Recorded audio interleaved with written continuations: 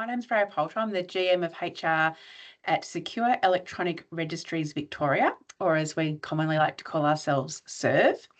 We work closely with the Victorian Government to serve the people of Victoria in relation to the Victorian Land Registry, which is the single source of truth as to who owns land and where that land is across Victoria. We partner with a number of different industry groups across the property ecosystem, whether it's obviously the government, information brokers, councils, financial institutions, as well as just general members of the public who are wanting to inquire or transact on land.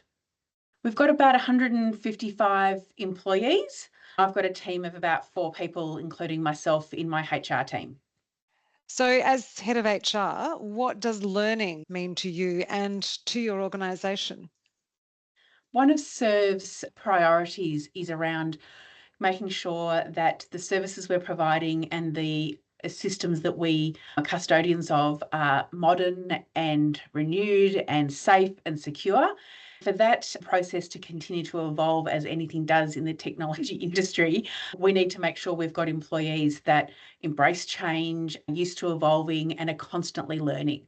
So for us as an organisation, having a learning culture and a culture of transition and evolution is really important to us. For me personally, I've grown up in a household with my mother was a kindergarten teacher, so I've had that concept of being a lifelong learner drummed into me. My background is in education. I've got a Master's of Education, so for me it's quite personal.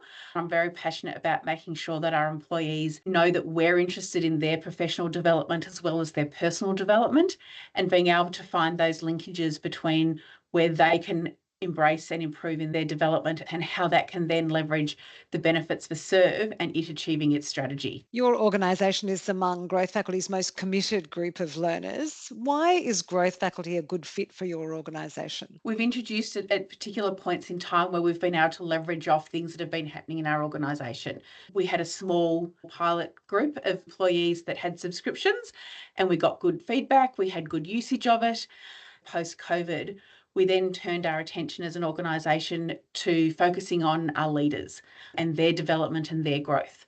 We turned to Growth Faculty and the services it provides and the solutions it offers to enable people who do have those subscriptions to be able to learn in their own time, find things that are of interest to them, find those hidden gems in the on-demand library that they really connect with. We've got some leaders that have been using it for a couple of years now that really have their favourites. We'll quite often go back and rewatch things. So from there, it's been just really leveraging the tools and the programs that the Growth Faculty platform provides and integrating that into the program of leadership upskills and uplift that we've been focusing on for the last couple of years. Can you name a couple of the speakers that have resonated with some of the people using Growth Faculty there at SERV? Patrick Lencioni has been a very big favourite. One of our senior managers here is a huge fan of his. So we've done a number of watch parties with his team and his leaders.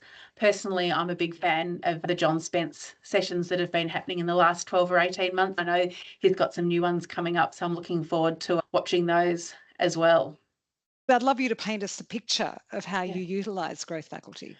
So when we've got a leader who is going through some team development activities with their team, we will encourage them, if they've found something that's been really fantastic on the platform, to then rewatch it with their team in a small group. We're a small organisation, we're only 150 employees, so sometimes trying to find resources to bring in speakers or have big events can be a little bit challenging for us. So we've found Growth Faculty a fantastic tool to be able to enable us to bring a high profile presenter to speak to all our employees, and we literally run it as all employees can log on and watch it all at the same time. We also then have one of us speak before it and just after it as well. So we've been using it for those big key sort of annual calendar events. Going forward, we're now also looking to potentially do that for some of the other key speakers that you've got planned. So can you name any qualitative or quantitative benefits that you've seen from having a Growth Faculty subscription? Yes, we do employee engagement survey. We use Culture Amp. We've found it a fantastic use for us being able to, as I said, get that quantitative data. While we find we've got quite a high engagement score, when we look into the results specifically in the learning and development space, we find that our employees are responding well to, I feel like Serve looks after my development. We've seen an uplift in the responses in relation to employees answering questions about their manager and their manager's leadership. We're seeing that employees are acknowledging there's an uplift in the way our managers and our leaders are actually performing their roles. We know that growth faculty and using the growth faculty subscription with our core leadership group has been one of the key things we've done. And we feel like that's a good sign that we're heading in the right direction. And if you were coaching emerging leaders, what would you focus on? We had about 8 or 10 frontline leaders go through the Emerging Leaders program.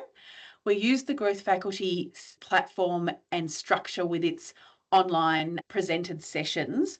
And then we actually ran something in the alternate weeks in between. So we actually created our own learning activity around those sessions where they would watch the session, then they would have what we'd call like a mid-cycle coaching session where they'd have a facilitated discussion to talk through what did everyone learn from it, what were some of the things they've taken out of it, how they're going to do some things differently.